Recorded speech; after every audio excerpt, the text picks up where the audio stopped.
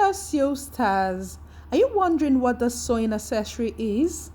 Welcome to another learning series with House of Molake. Today, we will learn how to identify a thread tension dial. This particular dial is for the blackhead domestic sewing machine, and it is used to adjust the tension of your sewing thread, especially when you experience puckering or skipped stitches.